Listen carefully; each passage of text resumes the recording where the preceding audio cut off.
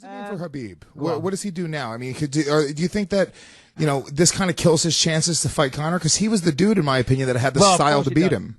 Well, 1,000,000% it kills his opportunity to fight Conor, and I'll tell you why. And it actually puts the UFC in a very difficult position because Tony Ferguson versus Khabib was going to be an amazing fight. And honestly, I don't know who was going to win that.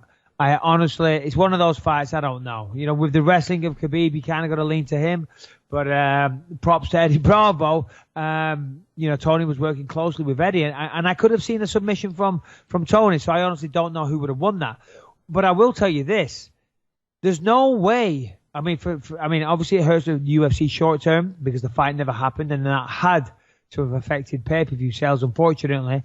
But there's no way now down the line that Conor is ever going to accept a fight with Khabib. If they make that rematch with Khabib and Tony, and Khabib wins, there's no way Conor's going to accept that because he's going to say, I'm not taking the risk of having an entire fight camp for him not to make it to the octagon. So I'm not going to do it. Yeah. Yeah, and the other thing is, I almost feel like Conor's the type of athlete where you don't want to give him more time. I feel like Conor's just going to keep on getting better. He seems to be progressing more and more. So the more time you give him to work on the ground game, the more time you give him to work on wrestling, I feel like it's just now's the time. Kind of watching after what happened with Nate, if you're going to beat Conor with that game plan, you got to do it earlier. Yeah, no, of course. So anyway, main event, should we talk that? Yeah. UFC 209 What'd main you event. think? Yeah, I mean, dude, so I was sat there with my wife and kids, and the fights were good, by the way. I really enjoyed the Mark Hunt versus who did he fight? Overeem. That was a great fight. I mean, just two big dudes swinging like crazy. I sent you a picture on Facebook. Pardon me? I sent you a picture on Facebook of Hunt's leg. Oh, dude, I know. I mean, those oblique kicks that Overeem were landing, they were nasty, man. They were very, very nasty. Hey, let's have a look. Hunt suffers broken. Whoa. MMA Mania. Who goes to MMA Mania, Lewis? What the hell? Do not ever send me a link to MMA Mania ever again. Old War. I mean, there you go. That's a prime example of the shitty, I say that with a capital SH, shitty MMA media that is out there. They suck. Old Warhorse Mark Hunt suffers broken tibia during knockout loss to Alistair Overeem. Yeah, but then I saw a story that his tibia wasn't broken. But look at his leg. I don't care if his tibia is broken. It looked like he was attacked by a serial killer. Yeah, I know. It's a nasty injury, but that is we ain't playing, boys and girls. I mean, it's a tough business. That's what I'm saying. All these people, I'm just happy to be here. Yeah, but wait till you get the shit kicked out of you and you wake up in a hospital and you're black and blue and your face is covered in stitches. Let's see how happy you are to be there then. This isn't a sport that people can pick up and play and this and that. And everyone thinks it looks so cool because when you sit there in the crowd and you're watching and somebody comes out and the music's on, they look like rock stars and they go out and they beat someone up and you think, wow, I want to do that. This looks really cool. I'm going to tell everyone I can do it. And then they get in there and they get fucking mutilated and beat to fuck and they lose their brain cells. Yeah, real happy to be there. Yeah. Real happy to be there. Anyway, that was a great fight. Overeem, thingy bob. Overeem and Hunt, great fight. Shame Mark Hunt got knocked out like that.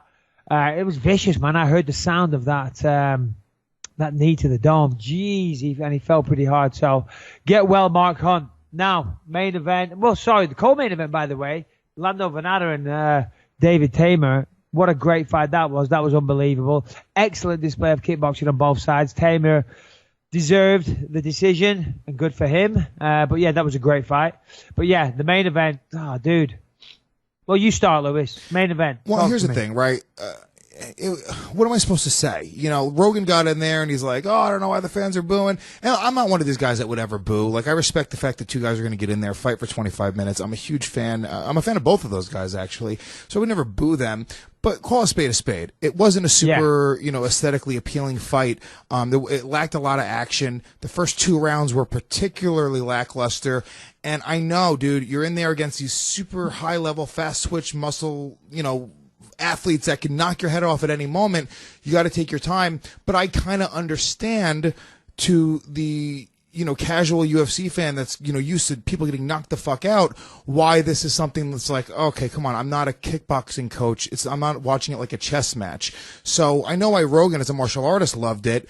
But as a fan, I was just kind of going like, come on, fucking start throwing, and Tyron just wouldn't, let his hands go. And when he did finally, he did real damage.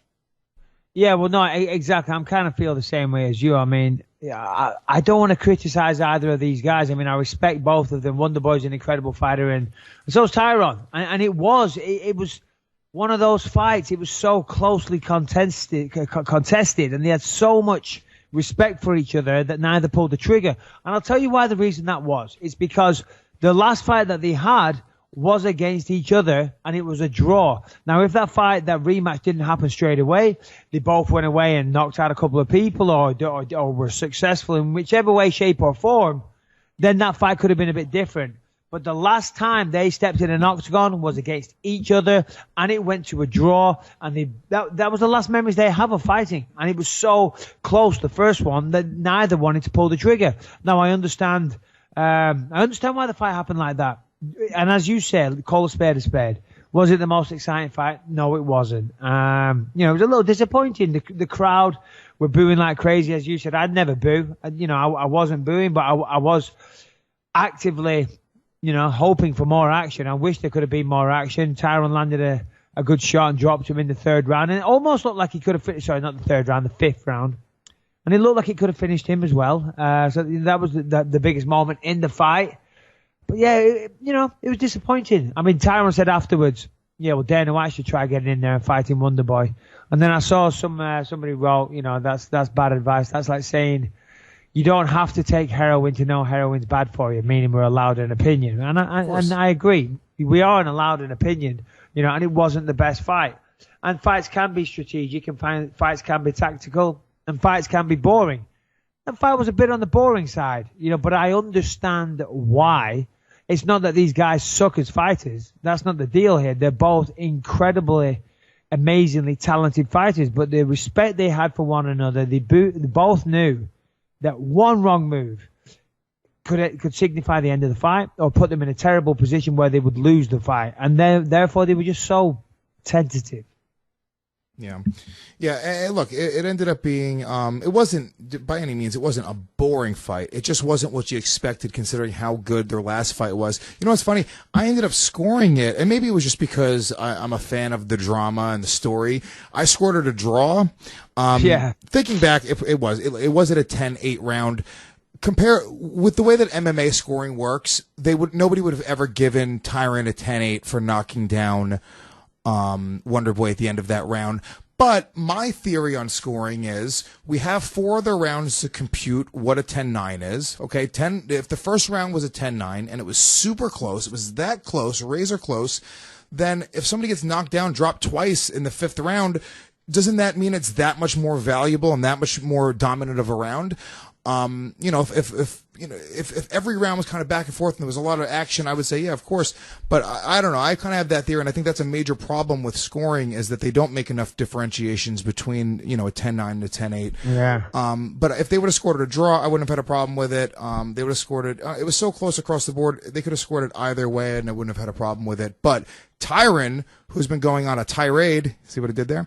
I like it. Yeah. I almost gotta say, dude, you gotta fucking go out and start dominating dudes. If you're gonna be that dude who complains about everything that you're not getting, you have to go out and start dominating people. You have to go out there and hit the mic every time you do it and be that guy who everyone's going, oh shit, Tyron's on the microphone. Yeah. And he just doesn't seem to be doing that.